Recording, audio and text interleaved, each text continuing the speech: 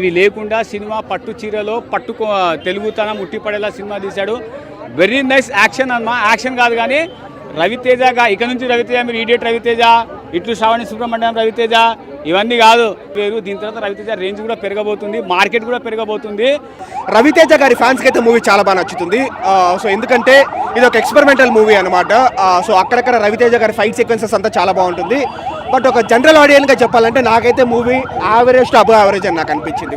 First హాఫే biggest minus అనమాట. అంటే plus points ఉన్నాయి, మన మైనస్ గురించి ఫస్ట్ మాట్లాడుకుంటే ఫస్ట్ హాఫ్లో నాన్ లీనియర్ స్క్రీన్ ప్లే ఉంటుంది అనమాట. ఒక పద్ధతిగా లేకుండా కొంచెం మనకు పాస్ట్ జరుగుతుందా ఫ్యూచర్ ఆ ప్రెజెంట్ మిక్స్ చేసేస్తూ ఉంటారు. అండ్ కొంచెం అన్నెసెసరీ ఎలివేషన్స్ కొంచెం ఎక్కువైనా నాకు అనిపించింది. సో ఫస్ట్ హాఫ్ నాకు బిలో యావరేజ్ అనిపించింది. బట్ కానీ సెకండ్ హాఫ్ నిజం చెప్తాను నాకు అనిపించింది ఇదంతా ఫస్ట్ హాఫ్ కంటే బెటర్గా ఉందన్నమాట. క్లైమాక్స్ లాస్ట్ 20 minutes బాగుంది. మెసేజ్ నేను కూడా ఎక్స్పెక్ట్ చేయలేదు. ఒక మంచి గ్లోబల్ మెసేజ్ ఇచ్చినారనమాట. అండ్ రవితేజ గారి యాక్టింగ్ కోసము అంటే ఆయనకు పెద్దగా డైలాగ్స్ లేకపోయినా యాక్టింగ్ బాగానే ఉంటుందన్నమాట. సో ఈ మూడిటి కోసము మనం వచ్చి చూడొచ్చు. అండ్ మంచి మంచి డైలాగ్స్ ఉంటాయి బ్రో, అక్కడక్కడ మంచి మంచి డైలాగ్స్ ఉంటాయి. రవితేజ గారు చెప్పే తక్కువైనా కూడా మంచి డైలాగ్స్ ఉన్నాయి, వాటి కోసం వచ్చి చూడొచ్చు. పక్క ప్రభాస్ నేనెంత రెచ్చిపోతుందంటే రవితేజ ఫ్యాన్స్ అయితే రెచ్చిపోతారు మేడం. చాలా బాగా అనిపించింది. ఇక చాలా అంటే చాలా బాగా లోపల అడిచి గొంతుకు పోయింది అనమాట. సూపర్ బ్లాక్ బస్టర్, మంచి బ్రేక్ అయితే మన రవితేజ వచ్చింది. Super super super. అక్కడ ఎన్నాళ్ళన్నా ఈ రవితేజ ఎలా చూపించుకుని ఎన్నాళ్ళైందన్న. నాకైతే మాత్రం గత సినిమాలన్నీ పక్కన పెట్టండి, ఇది one of the performance, one of the action part, one of the background score, direction అంటే ఇరగ తీశారు. ఇంకా మిగతా వాళ్ళు కదా వన్ మ్యాన్ షో ఇద్దరు రవితేజ అన్న. Super super super. Thank you so much. Sentiments నా వైఫ్ డెత్ సీన్ లో కొంచెం సెంటిమెంట్ చాలా అనిపించింది. అప్పుడు కొంచెం ఎమోషనల్ అయ్యాను నేను నా పర్సనల్గా. బట్ అన్నీ బాగున్నాయి. ఆయన పబ్లిక్కి ఎంత మంచి చేసినారంటే ఈ సినిమా నుంచి ఒకరు నేర్చుకుని వెళ్ళాలి. మనకి సాధ్యమైతే ఒకరికి మంచి చేద్దాం. ధమాకు వచ్చినంత రెస్పాన్స్ దీనికి రాదు, ధమాకు వచ్చినంత కలెక్షన్స్ కూడా దీనికి రావు. కాకపోతే మనం దీన్ని ఇంకొంచెం ఎంకరేజ్ చేస్తే ఇలాంటి మూవీస్ ఇంకెంకో ఎక్కువ వస్తాయి. లేదు అంటే మనకి గుంటూరు కారం ధమాకా ఇక్కడ ఆగిపోతాం. సో తెలుగు ఆడియన్స్ అందరూ ఇలాంటి వాటిని కొంచెం ఎంకరేజ్ చేస్తే ఇంకొంచెం మంచి సినిమాలు వస్తాయి. మన స్టార్స్ అయినా లేదంటే సీనియర్ హీరోస్ అయినా ఇంకొంచెం మంచి సినిమాలు తెస్తారు. అండ్ మెసేజ్ కూడా చాలా బాగుంది. ఇలాంటి సినిమాలు ఇంకొంచెం మంచిగా వస్తే ఓకే, ఒక సినిమా నుంచి ఒక నేర్చుకునేది అయితే ఉంటుంది.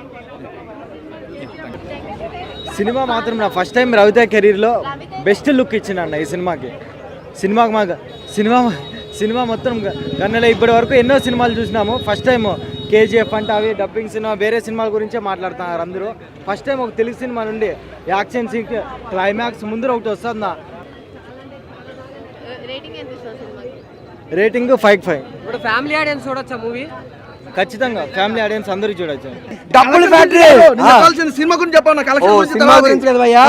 సెకండ్ హాఫ్ లో హీరో హీరోయిన్ కి బంచికలు భయ్యా. సెకండ్ హాఫ్ లో ఫస్ట్ హాఫ్ లో మామూలుగా యాక్షన్ ఉంది కదా చెప్పా. ఓకే అప్పుడే సెకండ్ హాఫ్ పోయినావు. ఓకే యాక్షన్ గురించి చెప్పావు.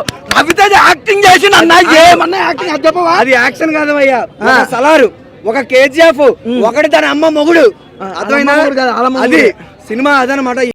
రవితేజ ఏదైనా వేరే లెవెల్ మాస్ అంటే రవితేజ అంటే మాస్ అనే లెక్కలో చూపించినాడు. చాలా బాగుంది. బాగుందన్న మూవీ బాగుంది. ఇక ఫస్ట్ హాఫ్ ఇంటర్వెల్ దగ్గర నుంచి హీరో ఎలివేషన్ స్టార్ట్ అవుద్ది. ఇంకా అక్కడ నుంచి కూడా అసలు నెక్స్ట్ లెవెల్. అసలు చాలా బాగా అనిపిస్తుంది. ఇంటర్వెల్ తర్వాత నువ్వు బయటకు వస్తావు కదా, చాలా బాగుందన్న ఫీల్తో వస్తావు. ఇక ఓవరాల్గా సెకండ్ హాఫ్ క్లైమాక్స్ అన్నీ చూసిన తర్వాత మంచి మూవీ బాగుందన్న ఫీల్తో బయటకు వస్తాం. బాగుంది మూవీ అయితే. ఫ్లాష్ బ్యాక్ లా అంటే అది వీళ్ళు ఒకటి క్రియేట్ చేస్తారు, అది నేను చెప్పకూడదు ఇక్కడ. అది ఉంటుంది, ఒక సీన్ ఉంటుంది లోపల. కామెడీ క్రియేట్ చేశారు నిజంగానే. ఫస్ట్ హాఫ్ లో ఉంటుంది, సెకండ్ హాఫ్ కూడా కొన్ని సిచ్యువేషన్స్ లో ఫన్ బాగానే క్రియేట్ చేశారు. సాంగ్స్ బాగున్నాయి బ్రో. 4 కొంచెం నాకు నచ్చిన సీన్ అంటే ఇంటర్వెల్ బ్యాంగ్, అంటే ఇంటర్వెల్ కి ముందు సీన్ నా రవితేజ గారిని ఎలివేట్ చేసే సీన్ అదే. అంటే ఈయన మాడ్యులేషన్ అలాగే ఉంటది, అంటే ఎటకారం మాడ్యులేషన్ ఉంటది కదా, ఆ వెటకారం అయితే మనకు అలాగ అనిపిస్తుంది. బట్ ఇది కంప్లీట్ డిఫరెంట్ గా ఉంది. డైలాగ్స్ కూడా డిఫరెంట్ గా ఉన్నాయి, డైలాగ్స్ కూడా బాగున్నాయి. ఓవరాల్ గా మొత్తం అంతా బాగుంది. అందరు పర్ఫార్మెన్సెస్ బాగున్నాయి, ఫైట్స్ కూడా బాగున్నాయి. సెకండ్ హాఫ్ లో ఏమైందంటే ఆ మలుపులు కొంచెం ఎక్కువైపోయిన ఫీల్ వస్తుంది. ఈ ఎమోషన్ నుంచి సడన్ గా ఈ ఎమోషన్ వెళ్ళిపోద్ది. ఈ క్యారెక్టర్ నుంచి అంటే చిన్న కన్ఫ్యూజన్ వస్తుంది. అదర్ దాన్ దట్ ఇంకేట్లేదు. Everything was perfect. మూవీ అయితే బాగుంది. 5కి 3.5 అన్నారు. హిట్టే మూవీ అయితే హిట్టే. 100 crores క్రాస్ అవుతుందన్న.